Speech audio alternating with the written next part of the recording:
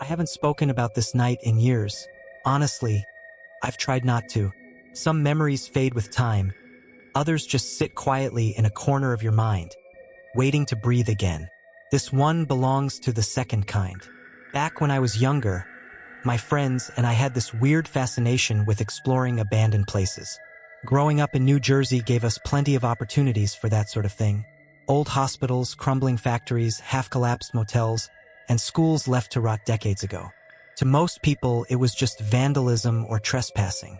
To us, it was adventure, raw, reckless freedom. Looking back, a lot of what we did was stupid. We were kids chasing adrenaline, pretending we were urban explorers when in reality, we were just bored teenagers trying to make something out of long, empty nights.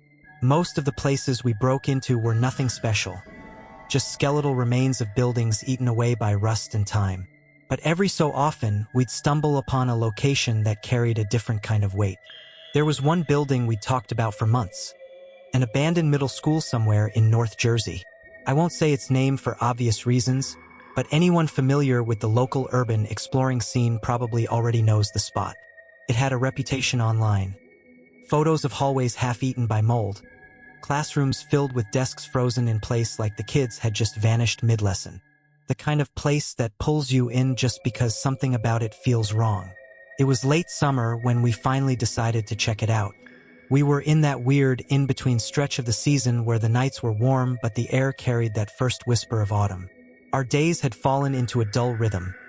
Basketball in my backyard, late-night drives to nowhere, gas station snacks, the usual. I can't even remember who brought it up, but someone mentioned the school, and within minutes we were packing up. It didn't take much to convince any of us. That night it was just the four of us, me, Frank, Yuri, and Freddie. We'd done dozens of these little trips before, but this one felt different right from the start. Maybe it was the way the clouds hung low, or the fact that we were driving further than usual, past neighborhoods we didn't recognize. Yuri was behind the wheel, as always. He had this old silver Honda that smelled like fast food and spray paint, but it never failed us. Frank sat up front, messing with the GPS even though he already knew the way, and Freddie and I sat in the back, trading jokes to keep the mood light. Frank and I were the graffiti guys of the group. We brought a couple of spray cans, mostly black and white, just in case we found a good spot to leave our mark. I also had a few leftover Roman candles from the 4th of July. Our routine was always the same. Explore, tag a wall or two, get to the roof, light some fireworks, and take off before anyone showed up. Dumb, sure, but it felt like our own secret tradition. We parked a few blocks away from the school, killing the headlights as soon as we turned onto the street. It was one of those neighborhoods where even the streetlights seemed to avoid shining too bright. We stepped out into the thick, humid air, the pavement still warm under our sneakers. The school loomed in the distance, larger than any of us had imagined. It wasn't just a building. It was a massive, decaying monument to something long forgotten. When we got closer, we noticed the chain-link fence surrounding the property had already been cut open, probably by other explorers. That was a relief. None of us were particularly graceful when it came to climbing fences. Frank slipped through first, then Yuri, then me, and finally Freddie. Freddie liked to take up the rear. He called it watching our six, like we were some kind of squad on a mission. The moment we stepped inside the grounds, it was like crossing into another world. The grass was tall and uneven, weeds sprouting through cracks in the pavement. The building's windows were mostly shattered, its bricks darkened with age and graffiti. A door on the side hung loosely from its hinges, our entry point. Inside, the air hit us immediately, damp, heavy, the kind of smell that clings to your clothes, mold, dust, and something faintly metallic. Even with our flashlights on, the darkness felt thick.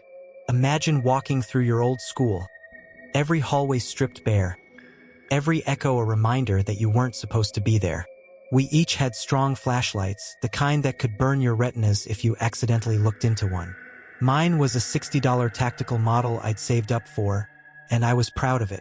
The beam cut through the darkness like a knife, illuminating strips of graffiti-covered walls. Some of the art was impressive, full murals of monsters, faces, and cryptic words, while others were just lazy tags. Frank paused now and then to admire certain pieces, muttering things like clean lines or solid fill. But the rest of us kept moving. Every sound seemed louder inside. Our footsteps, the occasional drip of water from a ceiling pipe, the faint groan of the old building settling under its own weight. The deeper we went, the colder it got. It wasn't just temperature, it was atmosphere. That creeping, unnatural stillness that only exists in places forgotten by time. We wandered through classrooms that looked like time capsules. Broken desks, torn maps, empty lockers hanging open like mouths. At one point, Freddie found a chalkboard that still had faint writing on it. A lesson plan, or maybe just someone's graffiti from years ago. He wiped at the dust and joked, "Guess class is still in session." Nobody laughed much. Eventually, we found the auditorium. The roof had partially caved in, and the floor was covered in debris. Sunlight slipped through a hole in the ceiling, forming a single bright beam in the center of the room. It looked almost holy, if holy places smelled like mildew and rats. The stage was half collapsed, the curtain shredded and hanging like old skin. We stood there for a minute, just taking it all in. For a moment, it felt like we were standing in the heart of something that used to be alive. After a while, we headed for the basement, the part of the school I'd seen online in photos. It was supposedly the creepiest area, and of course we couldn't resist. The stairs were damp and slippery, each step echoing like a gunshot in the dark. The deeper we went, the colder it got, until we could see our breath under the flashlight beams. The basement looked like it had been flooded at some point. Patches of water reflected our light, and every wall was covered in peeling paint and strange markings. In one of the larger rooms, we found a massive pentagram spray-painted across the floor in faded red.